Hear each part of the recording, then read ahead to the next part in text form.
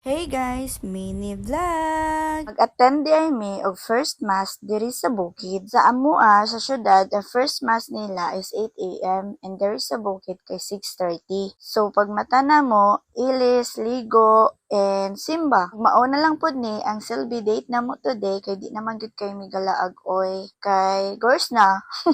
Pag humana magsimba, nangayo din mig rambutan kay grabe lami kaayo tan-aw ng mga hinog. Kana bitang feeling na pag makita nimo, "Hoy, kuha ako, hinog na ko."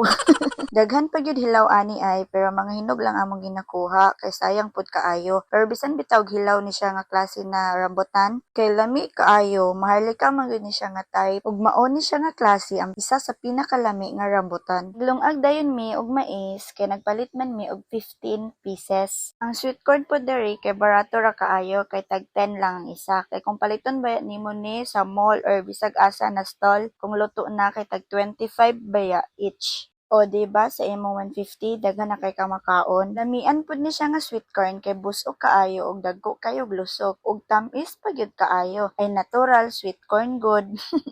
Nagbiyahe din mi pa Manolo kay every time na maglakaw mi ganala gyud ko og mga parcel. Mga parcel na order sa amo ang customers. Og gina-prepare na nako na daan sa among balay pa lang ina naka-pouch na siya. Og gina-double check gid na nako always kay para ma-ship tanan shipping and walay malimtan. Kay aron inig-abot na mo sa bukid, ready to ship na. Nice gid kayo ang ambience sa bukid no. Like green trees, clouds, fresh air. Nagdali-dali na dayon mi og uli ani kay kwaon namon si Matt kay moadto mi og co-op kay magpalit mi og Chocomel.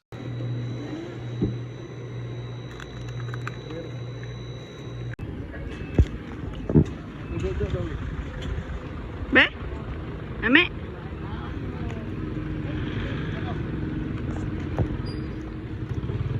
Ajak deh, be? Kabinak-nak ba, pinatingog.